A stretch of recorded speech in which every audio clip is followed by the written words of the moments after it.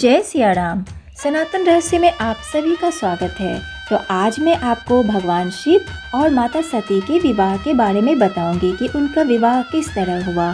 ध्यान पूर्वक सुने। दक्ष प्रजापति की कई पुत्रियां थी। सभी पुत्रियां गुणवती थी। फिर भी दक्ष के मन में संतोष नहीं था। वे चाहते थे उनके घर में एक ऐसी पुत्री का जन्म हो जो सर्वशक्ति संपन्न हो एवं सर्व विजयनी हो, जिसके कारण दक्ष एक ऐसी ही पुत्री के लिए तप करने लगे। तप करते करते अधिक दिन बीत गए तो भगवती आद्य ने प्रकट होकर कहा, मैं तुम्हारे तप से प्रसन्न हूँ। तुम किस कारणवश तप कर रहे हो? दक्ष ने तप करने का कारण बताया तो माँ बोली, मैं स्वयं पुत्री रूप में तुम्हारे यहाँ जन्म धारण करूँगी। मेरा नाम होगा सती। मैं सती के रूप में जन्म लेकर अपनी लीलाओं का विस्तार करूँगी। फलतः भगवती आद्या ने सती रूप में दक्ष के यहाँ जन्म लिया। सती दक्ष की सभी पुत्रियों में सबसे अलौकिक थी। सती ने बाल्यावस्था में ही कई ऐसे अलौकिक आश्चर्यचकित करने वाले कार्य कर दिखाए जिन्हें देखकर स्वयं दक्ष को भी विस्मयता होती रहती थी। जब सती विवाह योग्य हो गई तो दक्ष को उनके लिए वर की चिंता होने लगी। उन्होंने ब्रह्मा जी से इस विषय में परामर्श लिया। ब्रह्मा जी ने कहा, सती आद्य का अवतार है।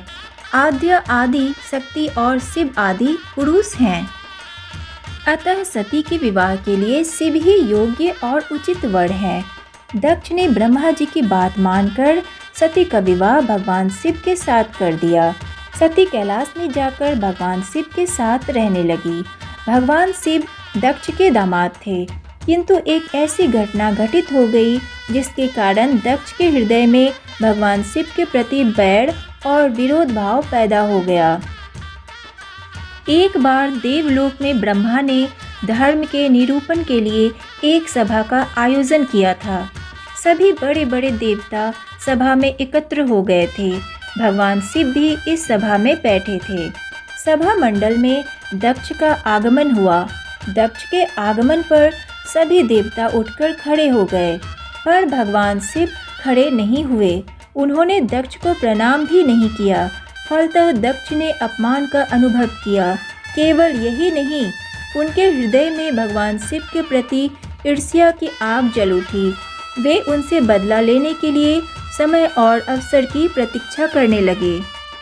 घर में सती से किसी ने भी प्रेम पूर्वक वार्तालाप नहीं किया। दक्ष ने उन्हें देखकर कहा, तुम क्या यहाँ मेरा अपमान कराने आई हो? अपनी बहनों को तो देखो, वे किस प्रकार भांति भांति के अलंकारों और सुंदर वस्त्रों से सुसज्जित हैं। तुम्हारे शरीर पर मात्र बाघंबड़ है। तुम्हारा पति श्मशानवासी और भूतों का नायक है। वह तुम्हें बाघंबड़ छोड़कर और पहना ही क्या सकता है। दक्ष के कथन से सती के हृदय में पश्चाताप का सागर उमड़ पड़ा। वे सोचने लगी, उन्होंने यहाँ आकर अच्छा नहीं किया। भगवान ठीक ही कह रहे थे, बिना बुलाए पिता के घर भी नहीं जाना चाहिए। पर अब क्या हो सकता है, अब तो आ ही गई हूँ। पिता के कटु और अपमानजनक शब्द सुनकर भी सती मौन रही। वे उस यज्ञ मंडल में गई जहाँ सभी देवता और ऋषि मुनि बैठे थे तथा यज्ञ कुंड में धू धू करती जलती हुई अग्नि में आहुतियाँ डाली जा रही थी। सती ने यज्ञ मंडप में सभी देवताओं के तो भाग देखे, किंतु भगवान शिव का भाग नहीं देखा। वे भगवान शिव का भाग ना देखकर अपने पिता से बोली, पितृश्रेष्ठ, यज्ञ में तो सबके भाग दिखाई पड़ रहे हैं, किंतु कैलाशपति का भाग नहीं है। आपने उनका भाग क्यों नहीं रखा? दक्ष ने गर्व से उत्तर दिया, मैं तुम्हारे पति शिव को देवता नहीं समझता। वह तो भूतों का स्वामी, नग्न रहने वाला और हड्डियों की माला धारण करने वाला है। वह देवताओं की पंक्ति में बैठने योग्य नहीं है। उसे कौन भाग देगा? सती के नेत्र लाल हो उठे। उनकी भौहें कुटिल हो गई। उनका मुखमंडल प्रलय के सूर्य की भांति तेजोदीप्त हो उठा। उन्होंने पीड़ा से तिल मिलाते हुए कहा, ओह, मैं इन शब्दों को कैसे सुन रही हूँ। मुझे धिक्कार है। देवताओं, तुम्हें भी धिक्कार है। तुम भी उन कैलाशपति के लिए इन शब्दों को कैसे सुन रहे हो, जो मंगल के प्रतीक हैं और जो क्षण मात्र में संपूर्ण सृष्टि को नष्ट करने की शक्ति रखते हैं। वे मेरे स्वामी हैं। नारी के लिए उसका पति ही स्वर्ग होता है। जो नारी अपने पति के लिए अपमानजनक शब्दों को सुनती है, उसे नरक में जाना पड़ता है। पृथ्वी सुनो, आकाश सुनो और देवताओं, तुम भी सुनो। मेरे पिता ने मेरे स्वामी का अपमान किया है। मैं अब एक क्षण भी जीवित रहना नहीं चाहती। सती अपने कथन को समाप्त करती हुई यज्ञ के कुंड में कूद पड़ी। जलती हुई आहुतियों के साथ उनका शरीर भी जलने लगा। यज्ञ मंडप में खलबली पैदा हो गई। हाहाकार मच गया। देवता उठकर खड़े हो गए। वीरभद्र क्रोध से कांप उठे। वे उछल उछल कर यज्ञ का विध्वंस करने लगे। यज्ञ मंडप में भगदड़ मच गई। देवता और ऋषि मुनि भाग खड़े हुए। वीरभद्र ने देखते ही देखते दक्ष का मस्तक काट कर फेंक दिया। समाचार भगवान शिव के कानों में भी पड़ा।